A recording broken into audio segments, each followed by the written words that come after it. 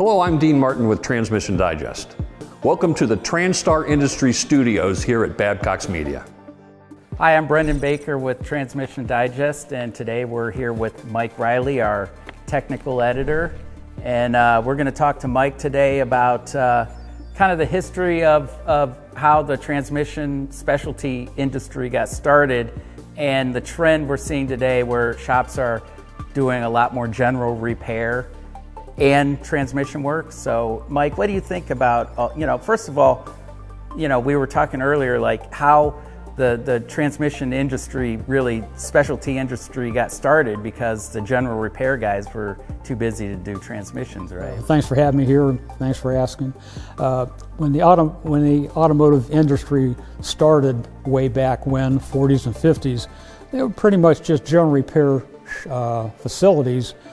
As automatic transmissions grew in popularity, many of the general repair facilities decided we're not going to deal with this, which enabled transmission specialty shops to spring up.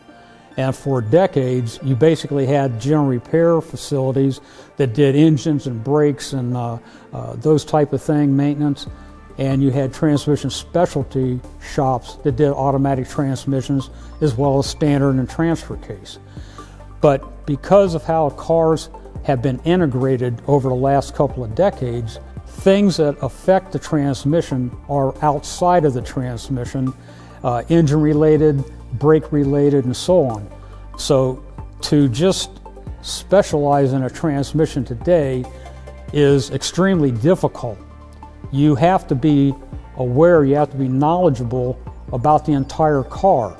All those systems talk. All those systems. There are countless CPUs or computers on a car, and these CPUs intermingle, they impact each other, and you can have a transmission symptom that is really not caused by the transmission. Right. So you have to be knowledgeable, and you also have to be willing to deal with it. Because of car counts being much lower than they used to be, a shop cannot afford to blow off business. So a general repair shop gets a transmission related job, they don't want to send that elsewhere. They need to do that work. Same thing with a transmission shop. If they get something in engine related that's affecting a transmission, they need to be able to address that. Right. Which makes it more difficult to be in a business. And they may have the car up in the air already and see something that's like, hey, or the customer say, hey, my brakes aren't good, can you look at my brakes? And they're like, yeah, we can do brakes too, or, any other things. But like you said, a lot of these systems talk to each other through the CAN bus system and the, your TCM, your ECU, and so on and so forth. So you have to kind of look at it as from the holistic kind of point of view. From a business standpoint, it's also beneficial for a shop to deal with everything.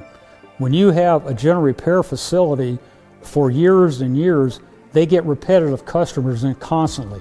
Yeah. A transmission shop might see their customer once every 15 years. Right. So by having that repetitive exposure to your customer, it just gives you better business opportunity with them. Yeah, you get to really exercise your customer service and things like that. So, absolutely. Yeah. Well, thank you, Mike, for your valuable insights and for joining us today, and we'll see you next time. Thanks for having me.